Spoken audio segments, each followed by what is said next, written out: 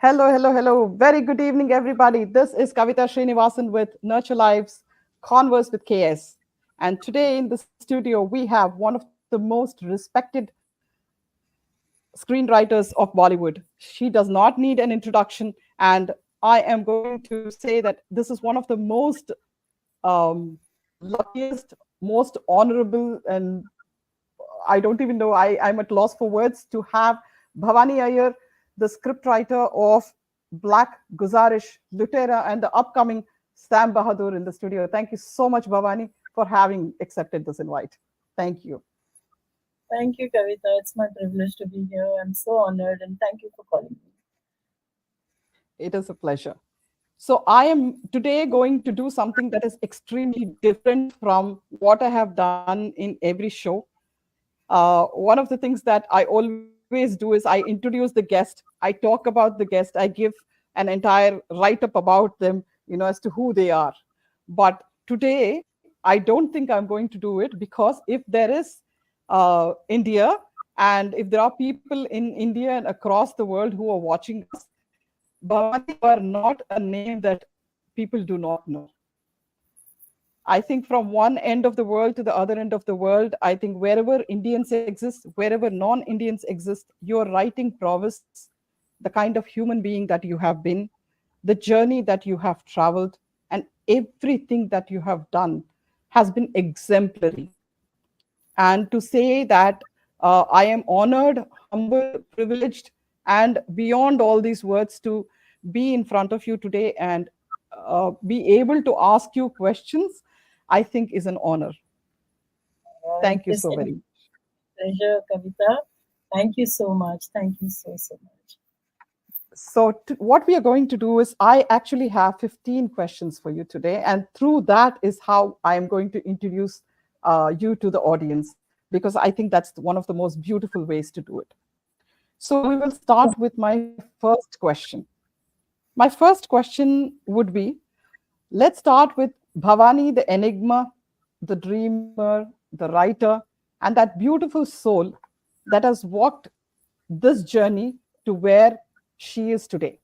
I would like you to enlighten us on your journey from that young girl who used to dream, who used to sit with her comic books, read, and think of becoming somebody. Tell me that, please. Kavita, I'm sure there is a lot that you already know. So, to all the listeners, I would like to share that Kavita is my cousin, my elder sis. We have spent a significant part of our childhoods, almost all our school vacations together. Kavita's mom is my Periama, my aunt, and she's probably one of the biggest influences also on all our lives. She was such a driven woman, so passionate and loved language. And I think that is something that all of us growing up had. We had parents who, I'm talking about Kavita, her siblings, me and my siblings. We had parents who loved to read, and we had parents who loved the written word, who had books. We grew up with a lot of books. I remember the first thing that if Kavita and her brother and sister came to Bombay, or if I and my brothers went to Bangalore, we would first join a local library, because we used to bring books, and we used to sit and devour those books, and and wait for the next morning that we could go and get another book. So words were always a part of our expression while we were growing up too. Uh, I would write a lot. I remember, in fact, very vividly, Periyamma, Kavita's mom, who would love my handwriting. And I used to feel so happy that I think many a time I used to write a story just to show off my handwriting because I liked her to praise me. So a lot of my, need to write came from the fact that my dad, and this is something I've spoken about quite often. Dad would travel a lot because he worked in, he had a a government job, and he needed to be in many places. And I would miss him a lot. And I remember Dad would tell me, why don't you write to me? And I remember this started from, I think, a very young age. I think I must have been about 7 or younger than that. And I would just write, and I would write perhaps gibberish initially, but then slowly it gathered form. I understood what it meant to tell a story, because Dad would constantly guide me. He would tell me, "Oh, why don't you write about this?" And if yours, I was also a very, I used to feel things very deeply as a young child. Uh, the death of a butterfly I would think, where would they go? And Dad would say, why don't you write about that? And I would write about the most, uh, anything that touched me, I would write. And that, I think, is how I have learned to never find artifice in writing. I feel that that is the one place where I don't think it's just me. I think anybody, if you allow your pen to be dictated by your heart, you will always find truth in whatever you say. So I think that is where my most of my grounding and understanding of the writing and the written word and the power of language came from my childhood. And I think that is when I kind of decided that I would be a writer someday. I didn't know, that screenwriting was a profession. I wasn't, that we would hardly watch movies.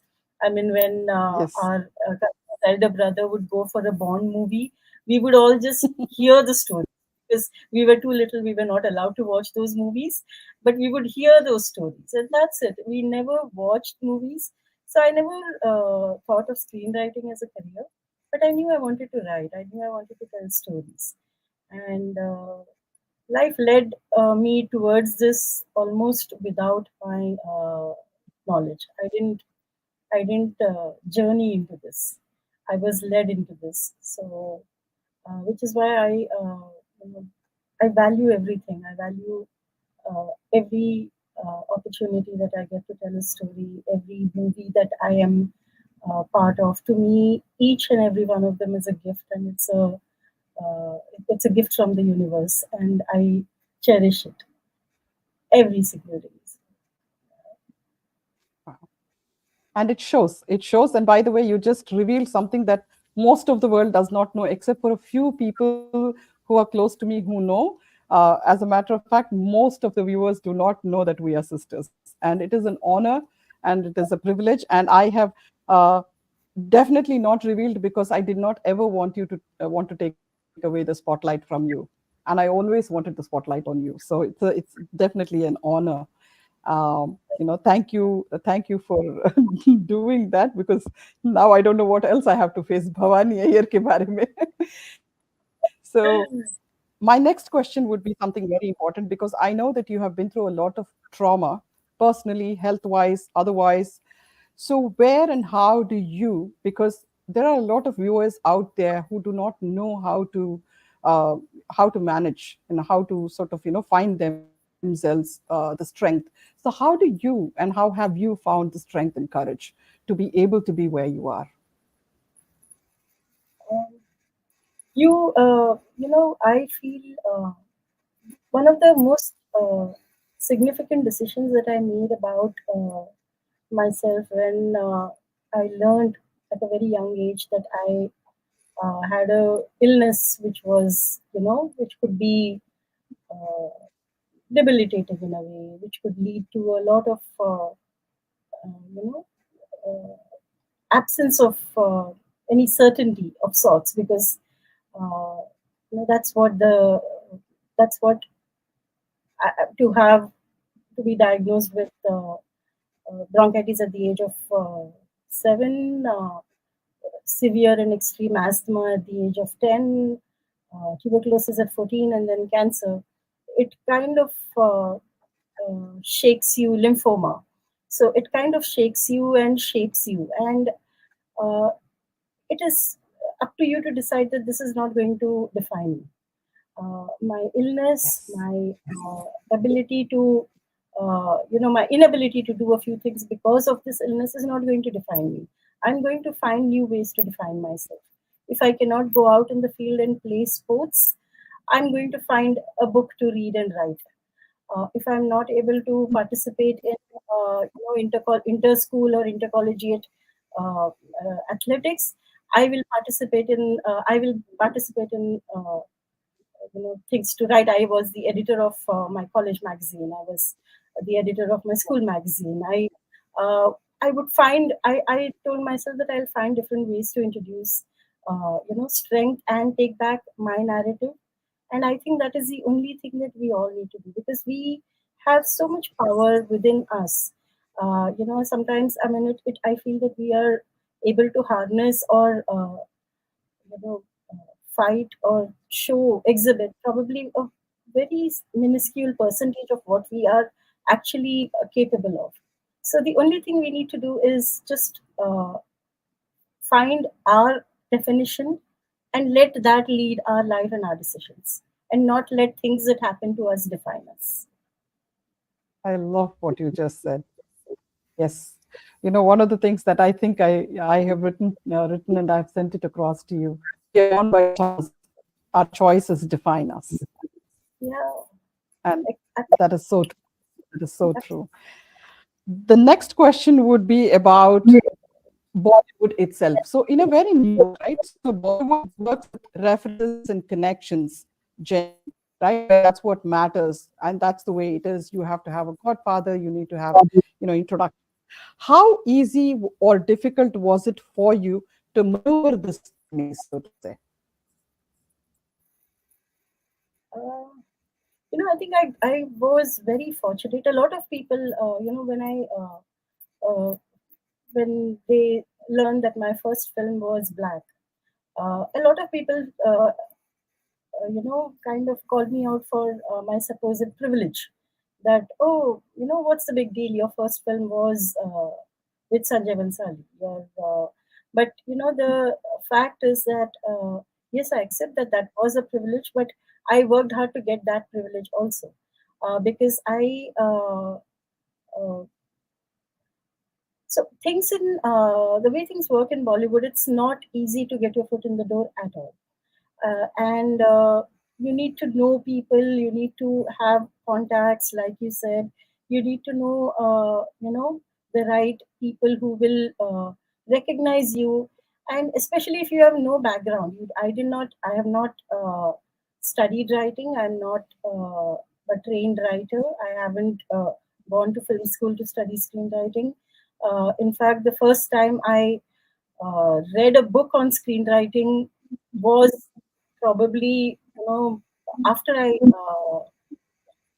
decided, after Sanjay said that, I would like you to write this film for me.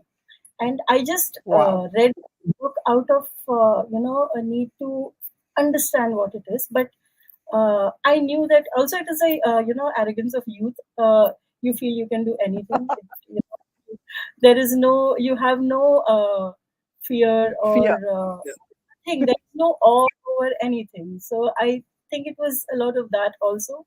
But the way I'll tell you my journey worked out is I was in advertising while I was doing my graduation. As an undergrad, I was working as a trainee copywriter in a ad agency. Got very bored with Okay. that because copywriting is all about minimalism, and I'm a maximalist. I can't. I hate. Words. I like to write 400 words when you need 40 words, and advertising was just not the place for me.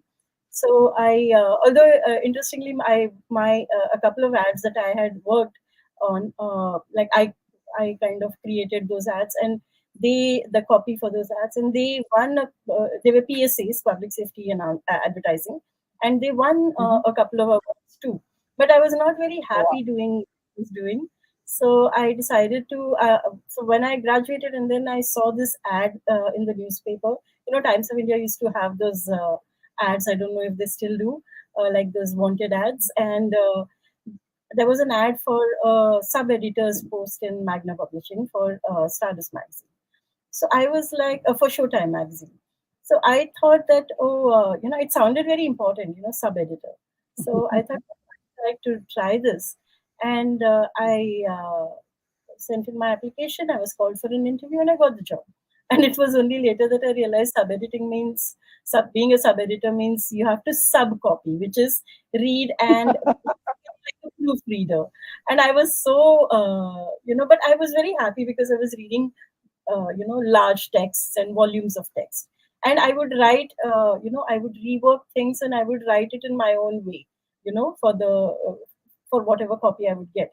And the editor at that time found that very interesting and asked me to do a couple of interviews. And that's how my career started. And within, like, I think 3 or 4 months of me being in Magna, I became the editor of Stardust magazine, first assistant editor, and then within a few couple of months again the editor of the magazine. But I believe that that is because I was at the right place at the right time, because there was this dot-com boom and everybody had quit the magazine to join these dot-com companies which were giving them a lot of money. Yeah. And I was the person left standing, and they said, okay, let's tell her to get this done. So, but I really enjoyed it. But again, after I have I have a very low threshold of boredom. So I get bored of things very quickly. So within a year or so, I got bored of making, film actors and, people sound more interesting than they were, because one of the interesting things about our industry is that uh, at least back then when I was a journalist, articulation is not very a key trait that most actors possess. So I would need to Yes. write them in a different way than they express themselves in order to make them sound interesting. And I was getting a little bored. I thought, okay, if I am doing this, I might as well get into writing fiction. But during all of this, I was also writing, these short stories. I would walk around with this journal in my bag, and I would, whenever I had to I wait for remember. meeting. Yeah, you would. Yes, I would write. Story or something. And Anurag Kashyap, who was a wonderful writer, he had a couple of films which were out then. He read some of my work and he said, "Why are you, not writing for films?" And I said, "I didn't think I can." He said, "Of course you can." And he introduced me to his friend Vikram Motwani. Vikram is the director of Lootera, and Vikram at that time had Lootera, yeah. assisted. Yeah, Vikram had assisted Sanjay on Devdas, and Devdas had just released and gone to Cannes and all of that.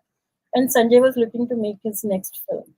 And Vikram said, "Would you like to? Sanjay would like to meet you." And I said, "Okay." And it was a very interesting. Do we have time for this? Would you like me to go into? Yes, yes, yes. Go ahead, go ahead, go ahead. Okay.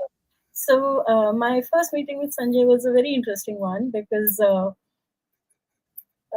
Sanjay is a very passionate person. He's driven by emotions. He is. I mean, I think all the great artists are like that, and Sanjay has this reputation of being difficult or whatever. But I like to see it as as somebody who's passionate, who feels things very deeply, and in a lot of ways I understand it because I also operate that way.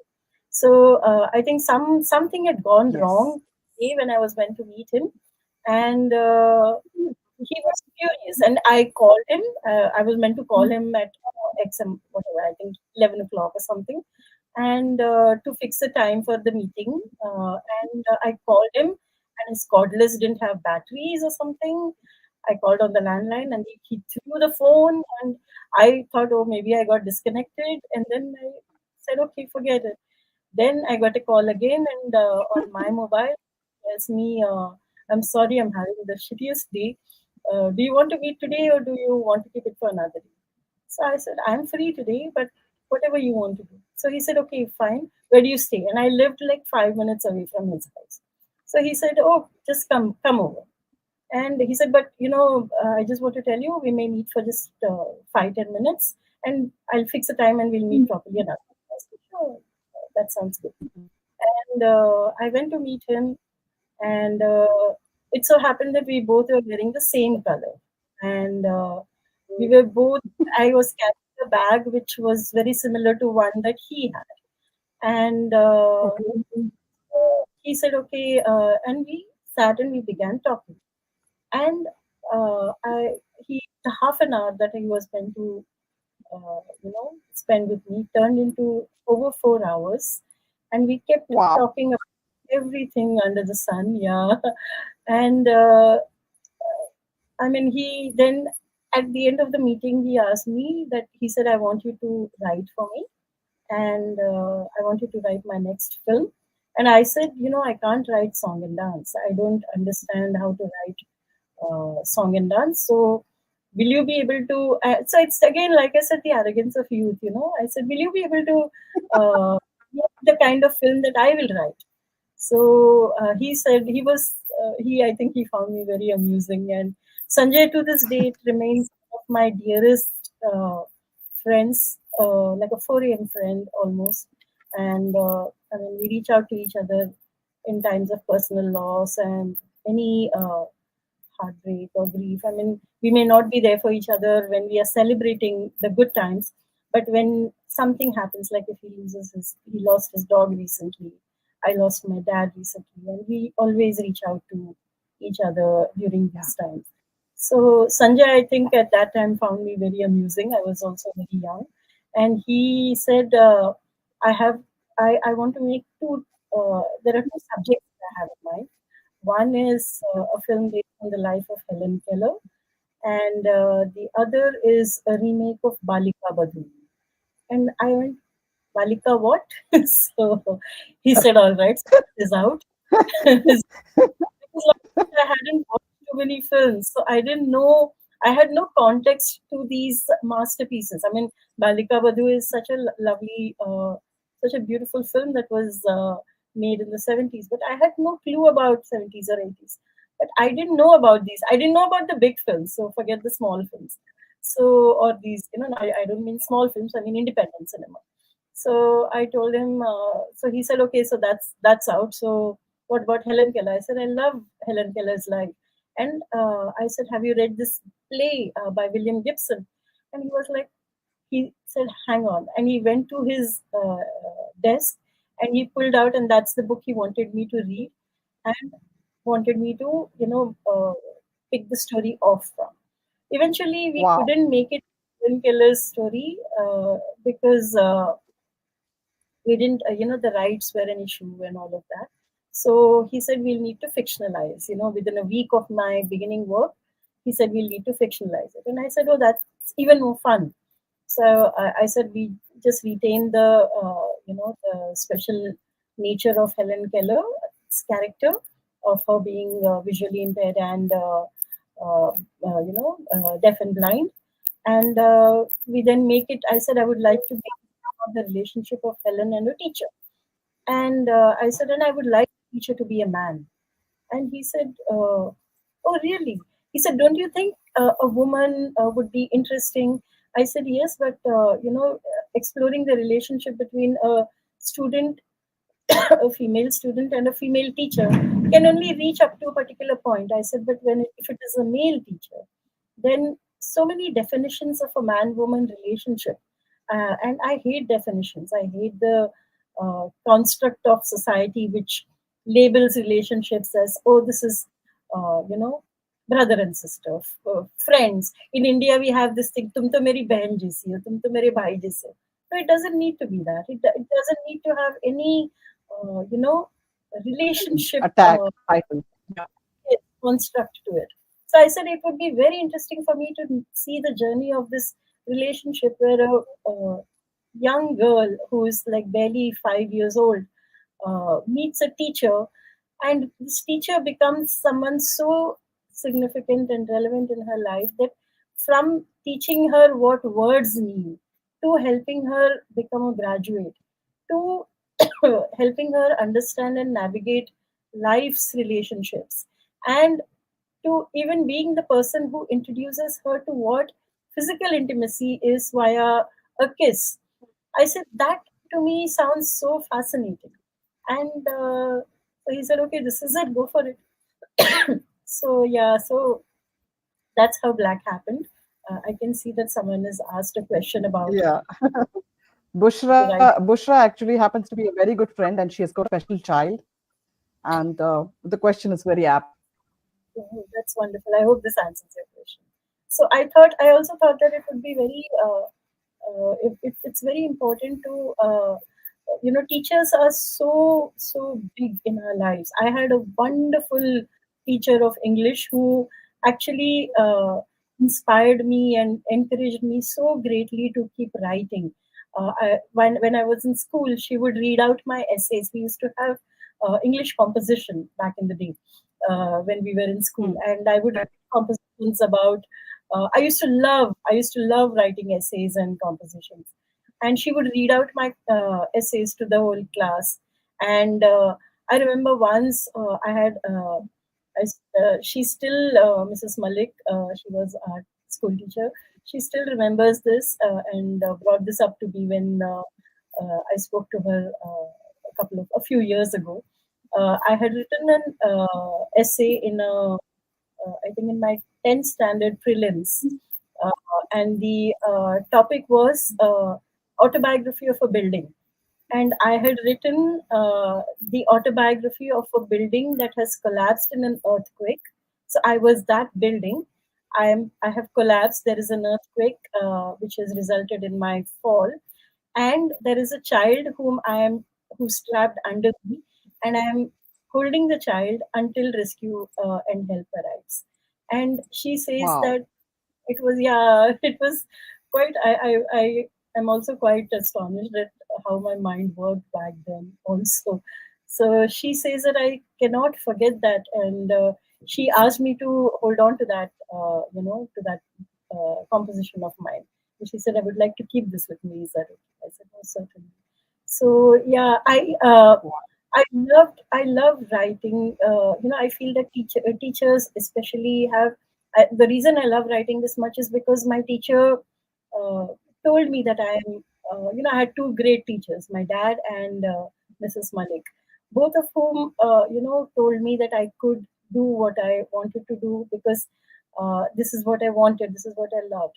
So I wanted to show this relationship of a teacher and a student and the space that teachers can occupy in our lives and how teachers can guide us. So that is why, to me, Rani's character, that is Michelle McNally's character in Black, eventually teaching the words back to her teacher who has lost his memory due to Alzheimer's. That was the coming of a full circle, Yes. which to me was very significant and very important.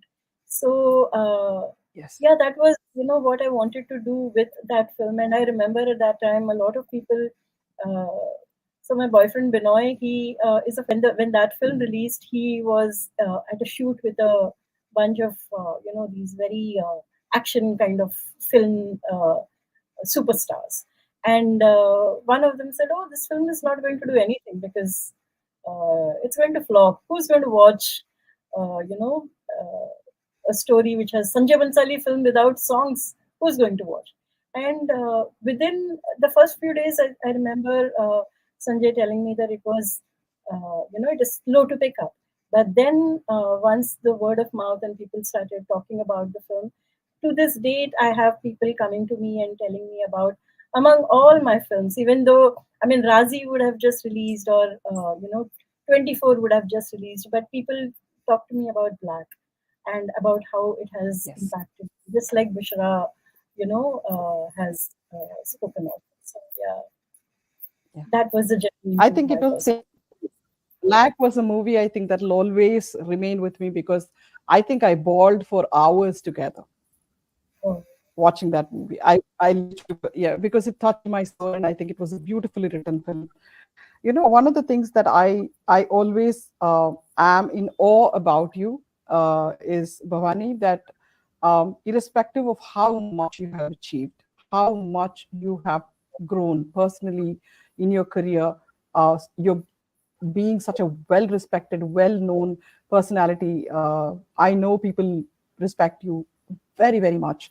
There are chapters written about you in college books, and with all that, I believe it has a lot to do. You're humble, humble attitude. I love that about you, and I think a lot has to do with the upbringing, how dad was and how he has brought you up. But among all that, because you are who you are, having been so well read and having been a person who always, even now, constantly upgrades herself. I know how much you upgrade yourself, and I also know that you write 12 hours a day, and you Hmm. pen it down, and then transcribe it. And now that's a lot of dedication.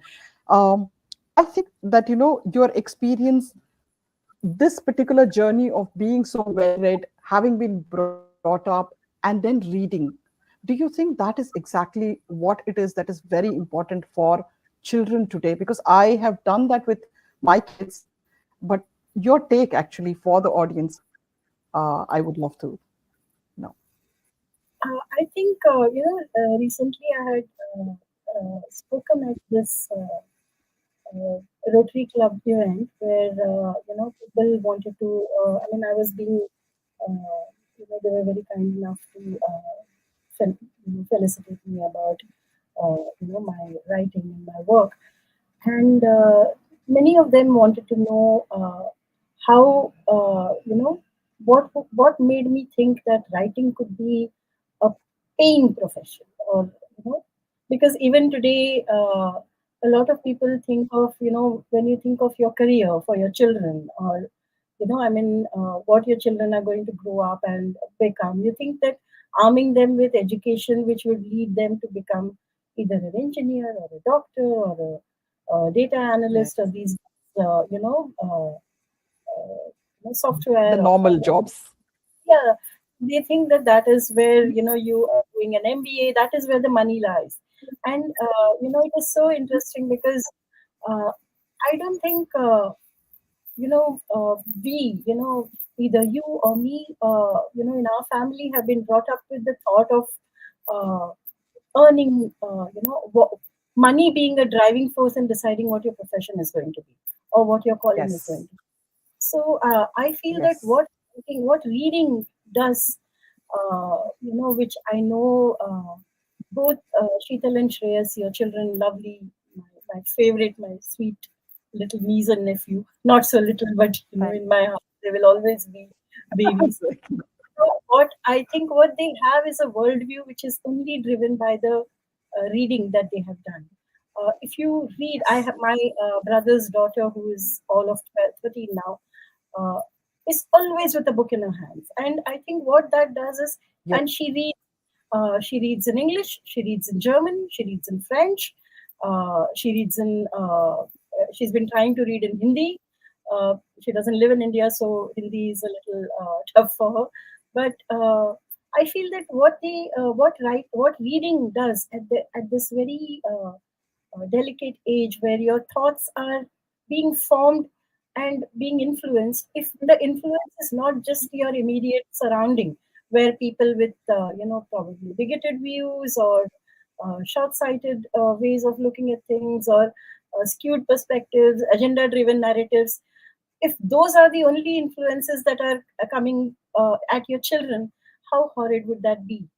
Because they are going to Yeah. only mimic, and that is what children do. I mean, our society, we were children once, and we would echo whatever we are listening around us. But if you have a book in your hand, written by Justin Gardner, who's sitting somewhere in Scandinavia and writing about Maya, and you read that and you understand that, oh, there is a completely different way of looking at things.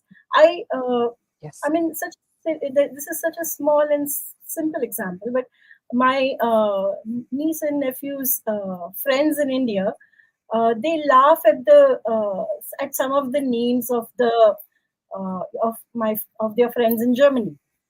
And so my niece and nephew, they have Turkish friends, and they have German friends, and their names are not like our names, and they laugh at those names. Yeah. And my niece and nephew are those friends, and my niece and nephew can't understand.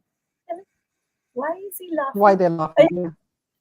Isaac asked me. Isaac said, I told this guy about my friend Istefan, and Istefan, and he's saying Istri wala. But what does that mean? That guy was trying to mock the name Istefan. But that is also his upbringing. No, that Ah, child is not involved. It is that child's upbringing, because his parents do not, probably parents or the people around him who are in charge of bringing him up, they do not understand what it is to be inclusive, to understand that there are differences in this world. And how else will that kid yes. know unless he's exposed to it? So if you are not able to, as a parent, travel much or whatever, put a book in your kid's hands. The kid will travel the world with that book. Yes. Yes. Yes. Yes. And that is something that I think, we have always had. And something that I tell every single person, instead of giving them a mobile phone in their hand, kindly give them a book when they start the day, because that's what opens up their mind to the world out there, because the world is an oyster. Yes, Parenting is a responsibility, and if we cannot do it right, we don't have a right to be parents. Such a beautiful way of, uh, I mean, as I said, every single question people are going to be in audio, because I am seeing such great comments coming for you. Uh, so they're saying witnessing Bhavani's expertise in this field is absolutely incredible. What stands out even more is her humility and genuine attitude, such an inspiration. You are indeed. thank you. You Thank are you. indeed. And one of the most important things, now that we're talking about your niece and nephew, and how you are, and the fact that you just revealed out to the world, what is very important is relationships play a very huge role in human beings life, right? And yet people are not able to manage it, or they're not able to manage it. They're able to manage it, or they're not able to.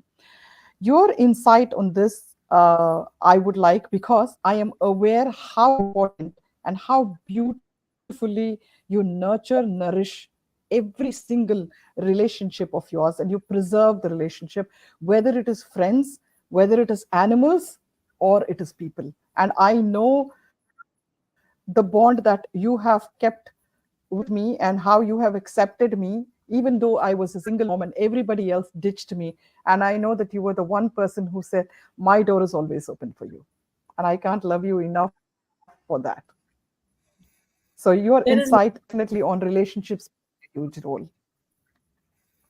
uh, I this is how I function. I don't know whether it is anything I do consciously. Uh, to me, I have suffer from tremendous social anxiety, and this is something I've had all my life. But we have grown up not knowing our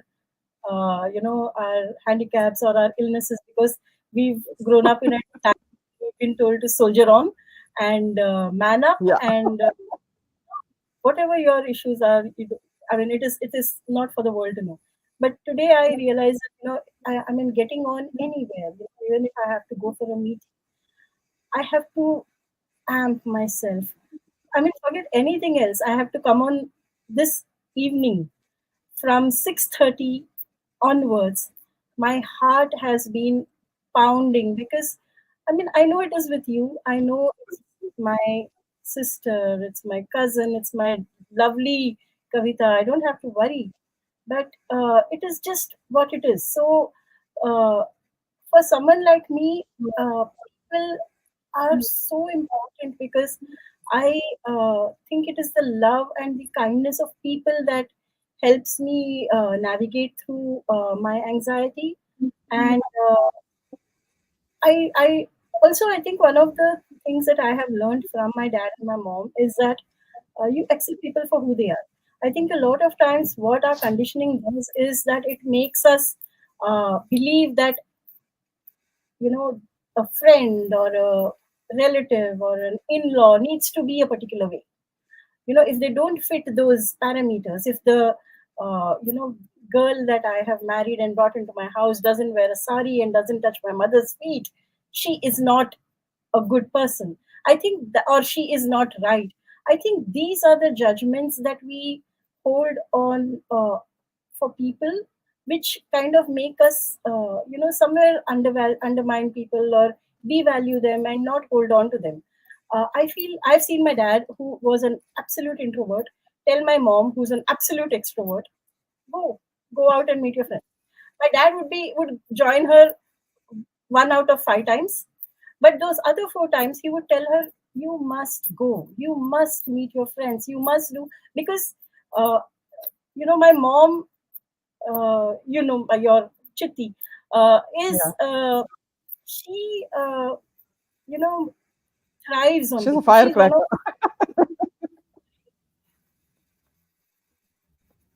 I didn't catch that. I She's lost a you for a minute. firecracker. Like, oh She's a yes, firecracker. absolutely that. Yeah. So she thrives on people. Her energy comes from the people around her. So she needs people. And my dad, like me, uh, needs to withdraw when he's had an interaction with too many people because our energy is sapped by people. But the thing is, they understand each other. My mom would never drag him out. She would never tell him that, oh, why aren't you coming with me? My dad would never say, don't go out, stay at home with me. So I've seen that. So to me, I feel that one of the most important things uh, about keeping people in your life is to accept them for who they are and love them for that. Love them Yeah. because they are the way they are. Because I think a lot of Yes. their quirks, it is so charming. Things, different people being different way. Otherwise, if we are all the same, how boring would life be, right? Yeah, I totally agree with you. Definitely. Next question is very important. Your love for animals, birds, everything, that does not speak, people who cannot speak to, by the way, anybody in pain, anybody in need. Oh my gosh. And I think that's how, by the way, Shreya said, oh, she likes dogs and cats, then she's a great human being, because anybody who loves animals is a great human being. That is what Shreya said. My God, I know that you have, I think, what, 3 dogs, 5 cats, and then you feed the world of cats and dogs and birds and God knows. Yeah. I So, I love what is that secret that? I love them. I think I love their, as I grow older, I see a certain corrosion of innocence, a corrosion of authenticity and realness and truth in people. And animals never lose that. Animals always are the same. Their purity is so intact, and I think uh, I don't do as much for them as they do for me, because they give me that purity to uh, imbibe and to learn from and to somewhere remind myself of. So it's just that I just love what they do to me more than me doing for them. I really don't think I do anything for I totally agree with you, because I think, although because I have the allergies to cat and dog dander, I remember Shreyas did bring Gino home, and I fell in love with Gino. And when he left with him, I was ending up sitting and crying. So I think them. somewhere they grow on you. Yes, yes. They grow I on mean, you. I think that is what it is. They grow on you. anybody, you will. There is no way you can't fall in love with them. Yes, yes. So your attitude, overall, like when it comes to, I think it has a lot to do with that too, because you're very non-judgmental. You love people unconditionally. I've seen that about you. I mean, I remember when there was a Ukraine war happening or something else somewhere. I know that you had an entire bunch of friends. You would, silently do your thing of raising money. Or during the Corona, I am aware that you actually put up refrigerator in the compound, and anybody can actually come and have food. And I think that continues to today. And then I also know that during Ramzan, when there is a rosa happening and somebody and you feed them, and that's one of the most beautiful things about you. And I think all these things you see in animals too, because people who don't ask things because they have self-respect, and animals who cannot express themselves, both of them need compassion. And I think that is basically what makes you such a beautiful, beautiful human being. My next question would be about, I know that we both share almost quite a lot of common views on women empowerment, or women being the agent of change, rather, as to how much of a strength a woman can be. And I think there are a lot of viewers who are women. the concept of pseudo empowerment, which consists of male bashing, is something that I don't agree with, and I know that we both talk about it. So your take on women and how they need to be the agent of change, because I believe that we can do so much, because we are involved in upbringing of children, for heaven's sake. It starts from there. So we actually build characters. So I would definitely love to hear about that. Yeah. Oh, you know, again, I think it goes back to upbringing. Uh, I've grown up with brothers, and not once have I ever, I mean, uh, honestly, growing up, because it was so, everything was so equal in our house. When I grew up and I started realizing that, oh, women are not treated as equals, it was, I needed a lot of time to come around to understanding and comprehending that, because I didn't know that this kind of thought process existed. Also, I think, South Indian families somewhere somehow are a little more, probably because of the matriarchal system that exists, or in some parts of South India, or it's probably a little bit of the men not being as testosterone driven as they would be in the north, or the rest of the country. I think probably that has to do with the way women are not really as subjugated in South Indian families. I may be wrong about it entirely. It may probably be just our home, but I don't, because I didn't grow up thinking that, being told that I am in any way inferior to my two brothers. I never felt that way. I never felt that there is any reason for me to fight for my rights, because I thought, of course, I have rights. I had taken it for granted, and when I came into the real world, I Yeah. keep yeah. So I keep telling this to my brothers, that dad did not, he did not train us for the real world, man. I mean, because both the three of us, we struggle, because we are so idealistic, and we are so, we think that this is the way the world operates. And even today, we cannot understand a lot of things, and, the agendas that people have and so on. And especially about, women empowerment. I believe that, a lot of, I believe that people who talk a lot about this, uh, it's a lot of empty talk. They don't really mean it. I hate this. I mean, I don't like the word woke, but this woke thing that people have about, saying things but not really meaning them, that really gets my goat. Because I think, my Yes. housekeeper's husband, who tells her that, who keeps food ready for her when she comes back home because she's tired, and he's come back from his driving job earlier than her, I think he is a feminist. He doesn't need to be woke. He doesn't need to say the things that, all these so-called feminists, man for woman, I am a male feminist and all of this. They say all these things, but I don't think, they practice it with as much truth and authenticity as this man who cooks for his wife. Uh, I have another, I had another lady who would work for me, and her husband would press her feet because she had this feet, she couldn't stand on her feet for too long and it would hurt. He would, every night, however tired he was, she would say, Didi, wo to mera pair daba ke hi sote hain."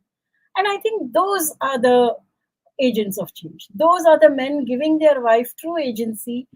I must tell you about this another thing. My cook's husband, my she works in a few houses. She's an incredible cook, and her husband works in a company. And he was like, uh, "तुझे शर्म नहीं आती बीवी का बीवी का कपड़ा धोता है?" And he said, "तुझे शर्म नहीं आती बीवी का पैसा लेता है?" So he was so clear, because some guy told him that, aren't you ashamed of taking your wife's money, wife's washing your wife's clothes when she's working? And he said, aren't you ashamed of taking your wife's money because you make her work, and in homes as a domestic help or whatever, and you're happy to take her money but you won't work for. So I thought that was so progressive. I thought that, I think these are the people who really embody and, you know uh, are the actual, feminists. And I think we just need to look for them. The most important thing that we all need to do is bring up our sons to believe that women are in no way inferior. And I would say to probably, They need to be respected. yes, exactly, to know that, like, I have friends who have told their sons who are dating girls and all, that if tomorrow anything happens, I'm going to stand with the girl. I mean, I love that, Yeah. because shows that Yes. you're not as important as your ideology. So I love that. And I think it's very easy to do. I think just forget about, and for women, I feel that we need to look for allies who aren't just talking the talk but walking the talk. That is what we need to be able Oh, to. yes. Women have an inbuilt Yes. bullshit meter. We can read through, we can see. Yeah, that is what I feel. Oh, We believe just me, need to. I'm seeing a lot of it over here. I do see that because walking the talk is the most difficult thing, right? So I walk the talk, you walk the talk. We like walking the talk, and yes, exactly what we told Shreyas. I will have you in jail if you make a mistake, and I will not bail you out. And I think as mothers, we have a responsibility to teach our sons to be better human beings. Okay, later, all our children, frankly speaking, can we look at human souls and human beings rather than defining them as a male or a female, because the wrong from both of them is a wrong. A wrong is a wrong is a wrong, and a right is a right is a right, irrespective of who they are. And I think we need to bring up children as children. Although I know that you have been through quite a lot and things like that. So mental health and mental well-being, I always believed that counseling, where we cannot be there, is important. And I think addressing that as an issue, whether it is a child that is going through adolescence, or whether that is an adult going through their hormonal changes, it might be premenopausal, postmenopausal, it might be childbirth, pre-childbirth, is very important. Your take on mental well-being or seeking that help, you know what do you think? Because in our countries, generally it is like pagal ho gayi hai. Yeah, yeah, She's gone crazy. I remember having to take Sheetal to a counselor, and I was admonished. And it was only one sitting because she needed that. And after that, look where she is today. But she needed that because she was not comfortable to speak about something that had to do with the father, because she's like, what will my mother think? yeah. And I think that is an issue all of us need to address and accept. So your take on mental well-being and counseling, and how do we address? It is most important. Like I was saying, I myself, I mean, my social anxiety, which I've lived with practically my entire life, had I been diagnosed, I would have probably been able to handle it better. I would not be so petrified every time I have to walk into a room full of people. I think counseling is so important. If anybody needs it, I think it's like going to a doctor to check your, fever and cold. You need that help. You need professional help to understand. You're not a psychologist, or you're not a psychiatrist to understand the way your mind works. What are the reasons why you are responding in a particular way to whatever stimuli is around you? I think it is so important for anybody to understand the gravity of mental health as an issue, especially today, because we live in a world of such stress. And I don't think it was like this when we were growing up. Young No. adults, teens, and tweens these days, they have to deal with so much, and they have to be prepared for so much. I think, why wouldn't you want to, just like you would arm their arsenal with studies and information, why wouldn't you arm them with professional help in order to understand themselves better? When we were 14 or Yes. 15, we all do this. Who am I? Yes. If we had help in understanding that, how much more sorted we would be. So I think it is unquestionably important. And mental health is probably a discussion that every family needs to have between themselves, with their children and younger, family members, friends, anybody. Just look around, and because in my profession, especially being in the film industry, we a large portion of us who are part of the film industry don't belong to this city. We have families which are elsewhere, so we are all navigating this alone. Yeah. And when you're alone, and if you don't have anybody to bounce things off or speak your heart to, it's the number of suicides, and the number of people who have taken Yeah. uh, to addiction and issues. It's heartbreaking, and it is so, it could have been avoided. Yes. It is so heartbreaking. So I feel it is Yes. priority number one. Very much. Very much. Thank you so very much, because I think that every viewer that's going to watch this is going to take a whole lot of things out of this particular, show of ours, I'm sure. The next question I would come to is your book, Anon. My God, what a beautifully written book. And I know that you probably, I think, had it on your desk for 10 years. Yeah. Congratulations on a book so well written. I'm looking forward to more from you, by the way. So I'm going to wait for this, And the question would be, since you love writing so much, and I know you have, I think, 45 plus scripts that you have written and kept that are not that have not become a movie yet. So anytime soon that Bhavani will get into direction, is that going to happen? And if it does, what would be the subject that would be your favorite to start your first movie with, if you're going to direct? So, a lot of writers in our industry choose to become directors because, it gives you a greater control over your material and so on. I have been very fortunate to work with directors who have uh, understood my vision, who have honored my vision, and who have respected it and not really tampered with it in any manner. I have never felt the need to, oh, I need to make a film because my whatever I'm writing is being butchered. That's not happened. But having said that, there is a film, there is a script that I have written. It is actually the first script that I ever wrote, and it is a story about death, which is something that fascinates me. And I hope that someday I will be able to make that into a movie, but I don't know when Wow. that.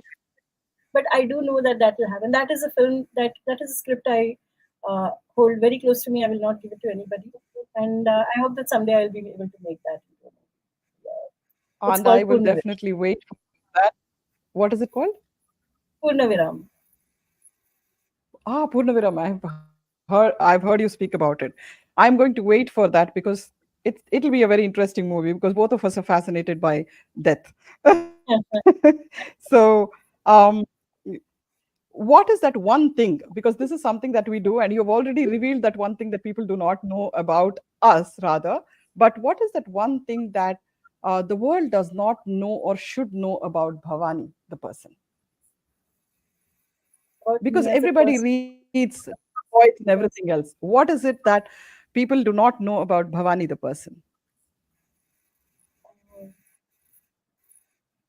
What do they want to know? I think there's a lot that they don't know because I choose to curate my my life very meticulously. I'm a bit of a control freak, and I only share, whether it is on my socials or with friends, and even with close friends actually. I only share what I want them to know. So I am very I hold back. I hold a lot of myself back to myself because I think I'm a lot of work in progress. I am a little, I feel a little embarrassed about a few things that I uh, think. I feel, oh, why am I not mature enough to be more this way and all of that. So, the one thing I think people should know, I can tell you two things which are a little unimportant, not unimportant actually, which are not just about myself. One is that if I were not a writer, I would be in design. I would probably be an interior designer or a fashion designer because I love both. I love And a interiors and I fabulous love, one. sorry. And you would have been a fabulous one too, because I know how you keep your home. Thank you. So I love spaces. You know, I remember even when we were shooting for Black and Guzarish, Sanjay, who always likes having me on set, uh, I would constantly keep things around. I would be wearing some interesting shoes, and I would put the shoe on as a prop. I would pick up a throw and put it over a chair because I feel that the chair is looking too bare. So these are things. And Sanjay would tell me you should study production styling. You should study it. So, but to me, writing comes so naturally and effortless that, and it is. I think it is almost a spiritual thing for me.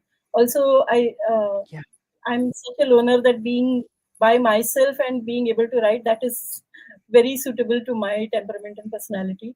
If I were in any other field, I would need to interact with people, and that gives me anxiety even as I think about it. So yeah, that is one thing. So that is one thing that I don't a designer if I were not a writer. Okay. It's something beautiful, and I'm sure that people who know you already know that she probably would be a great one, because everybody who is, I know that that is again, yeah, the privateness about you. I'm also like that. I only reveal as much as I want people to know, and you know that very well. I think we both sort of, we don't like to share everything out there. Um, so your advice to the audience on, you've already talked about parenting adolescents, mental wellness, and having active debates. You have already spoken about it, but if there is that one snippet that you want them to take away from this particular show, what would it be, to the parents and also the youngsters out there, the advice that you would want to give to everybody who's watching here today? You know, I want to tell this because I wish somebody had told me this when I was younger and trying to find myself and my identity and what I wanted to be. Uh, I feel, the only advice I would give to anybody, it is not even advice because I haven't lived that much of life to be able to give advice to people. But the only thing that I would tell them from what I have known of life is, uh, it never, don't ever feel that this is it. You know, you're always a work in progress, and you will always be a work in progress, and that is so beautiful because you can write the script of the life that you want. If today you are working in Yes. a 9 to 5 job and you want to become a chef, your story is not over yet. You can Yes. craft your script the way you want to at any point of time. It's never going to be, that, oh, the time has passed. So just Yes. know that whether you're 13 or whether you're 25 or whether you're 65, it's never too late because you can. I mean, Paul Gauguin started painting when he was 55. So, and look at what he's done. So, and he was a banker. Yes. So, I mean, I feel Yes. that so much more to, you can do whatever you want with your life. And there are a lot, I know a lot of people, a lot of friends who are now, they have, they are probably at a point in their life where they feel that, okay, what have I achieved? I feel that if you have lived a beautiful life where you have exhibited kindness and compassion, you have achieved everything that you were sent onto this earth to do. You Yes. don't have to have Very much. music or written or painted or written a book or made a blockbuster movie. Nothing. You've lived your life with compassion and kindness. That's all you need to do. That's all you were sent to this earth to You very much. You've earned people. I always say that you need to earn those four people who will carry your hearse. And if you have not done that, you have not done anything. I think that's again, my our minds are, and it's an honor. Then we come to that one point where Sam Bahadur, December 1st, to all our viewers who are watching, December 1st, Sam Bahadur is across. By the way, are you planning anything in Dubai? This is a question for Sam Bahadur. Have you guys planned anything? Because wow, it's going to be one of those things. If you have, we would love to see you here. I'm sure it will release in Dubai. I don't know whether there is a premiere or an event planned. I will check with the Okay. team and I will, but I will make Ah, sure if that there is, I'm going to be there's no other way. You will be. Yeah, I know. Good luck. Good luck with Sam Bahadur. I wish you all the very best. The entire team. I've seen the trailers, and oh my God, you guys have done such a great job. And I know, of course, it is Meghana, and then all of you. The entire team itself is such an amazing team. You've done a great job. I am definitely going to be there when it releases here in Dubai. We have already decided that. We come to the final part of the show, which is actually the difference of Converse with KS, where the guest gets to ask the host two questions. Wow. So I get to be drilled by you for two questions. Okay. And what would It may probably be a very simplistic question, but I want to know the two things I want to know is one, did you always know that you were capable of doing so many things? Uh, because I have seen you traverse a journey where you have been multiple things. You've been, you know, I've seen you be part of a company, leading a company. I've seen you work in, in the field of medicine. I've seen you do so many things, and today you are flourishing at this. So, did you know that you could do all these things? Because I, I mean, a lot of people struggle to find one thing that they are good at. So, how do you know this about yourself, or did you know, or did you just wing it? actually, even as a small child, this is one thing. I had way too many dreams. I had way too many things. And I think, they all kept, we used to talk about so many things, right? That I will become this, I will become that. I always wanted to become a doctor. But then, when you didn't become a doctor, then it was, something else in the medical field. But I think more than anything else, the revelation was when mom was on her deathbed. And when I got to take care of her that last period in the US, she gave me a whole lot of insight on life, on making me believe. She always did, because I had so many questions for her. I think I bothered her the most, by the way. I was the most troublesome kid, and I think you know that I was the most troublesome young girl, because she always thought that, oh my God, this girl is never going to get married. Nobody will get married to her, because look at all the things that she's doing.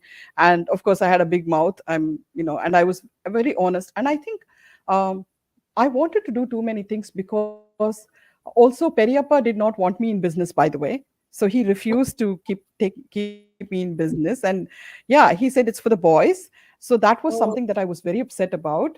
And when I did start off, and he said, "Oh, I can help you now," and I said, "I don't need you anymore." So I think it had to do with, I wanted to do a lot of things. And I think it was Periamma who told me that you can always do whatever you believed in, you can achieve it. And when she was on her deathbed, I mean, I was like a proxy mother. And I think after that, life took a turn, and I did not stop, because for me, the thing was, oh my God, now I've got the kids to take care of, then I've got my life to take care of. I have promises I've made to Periamma, and I have to keep all those promises up. So keep going, Kavita, keep going. So every time I fell, I got up and I found a new way. And as a matter of fact, it was not always that I wanted to do all the things that I've done, but yes, I winged it, because I had no other choice but to be strong. So I think for people, when they fall, when they generally go through failures in life, or when they go through trauma, they give up. For me, I get up and I become a phoenix, because that gives me even more energy, because I've always been a very strong believer in the faith. I have faith in God. And I think the universe, I don't know, I think the universe and I have conspired. I have believed that I always had a spiritual guide who watches over me. And today I'm lucky to have him in person too. I've got great mentors. And I think somewhere along the way, it was always friends, who came as angels in disguise. I felt the universe was sending me people to learn to never give up. And I think that's what it is. And today, I know that I will do anything because the universe is with me. So I will pick something else and I will inspire people to say, hey, listen, you can, if you're thinking you want to do this, do it because you can. And I don't think I can't in my dictionary because I believe in the the powers of the universe a whole lot. I do believe that that's what it is. Yeah, I think I am a fighter. Yeah, Uh, I think that's what it my is. So what would be the, yeah, my second question is a little more internal. Uh, it is a little more introspective, more than internal. I would like to know uh, how what is it what is it when uh, you go to bed and you have that just before you go off to sleep uh, there is that little period, it could be a few moments, it could be an hour. uh, what are your thoughts then? one of the things that I have believed is that sleep is temporary death and I die every day. I say goodbye. And thank you.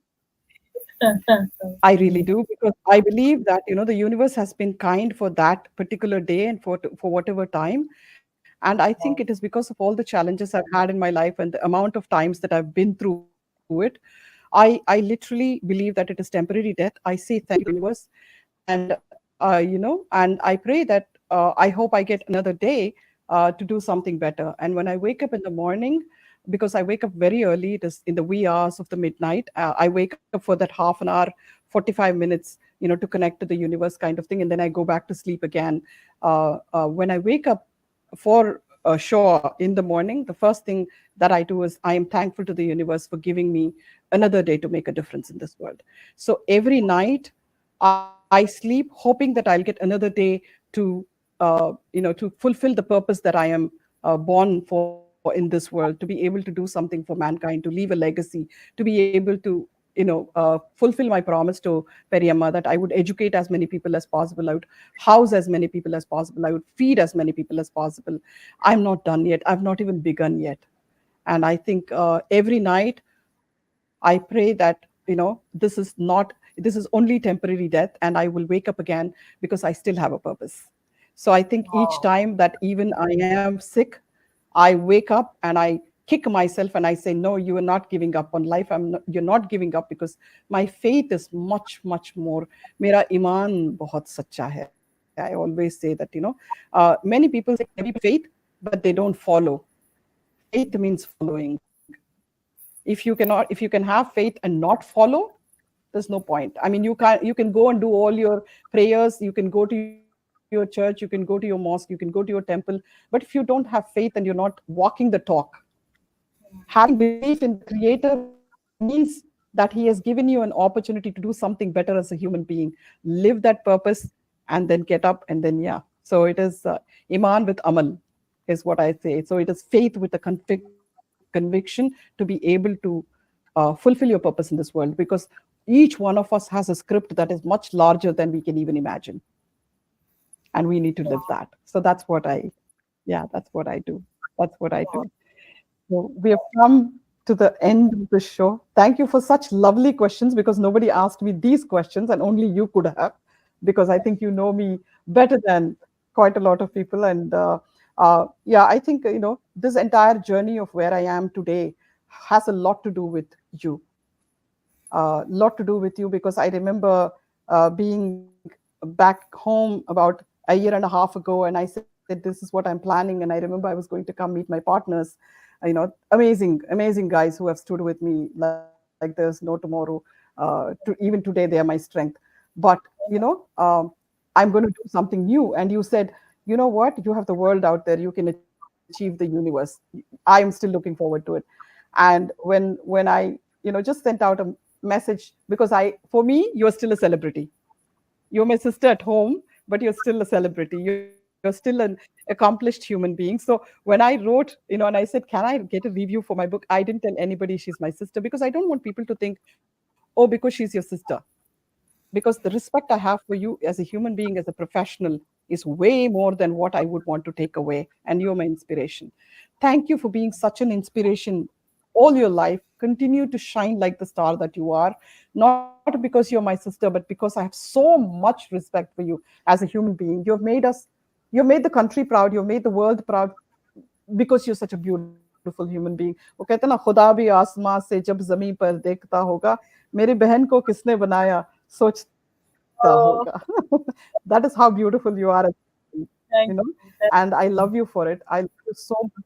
Thank you for coming on our show. Thank you for enriching us. And thank you all for watching. I know that for the first time we have gone 15 minutes over, because I know I will speak to you probably for days together and I'll still not end. And this has been one of the Oh, most beautiful and precious periods of my life. Thank you, Bhavani, for giving me this moment, because I will cherish this, I think, for all the times that I'm going to live. Thank you. Thank you. And thank you, thank everybody, for watching and for being patient and supporting us throughout. Good luck with Sam Bahadur. And I would love for all of you to support her, follow her, and respect her as a human being, not because she is my sister, but because she's a lovely soul that has walked this earth. Thank you so much. Thank you, Bhavani. thank you. Thank you so much. Bye bye. Thank you all. Thank you. Bye. Bye bye.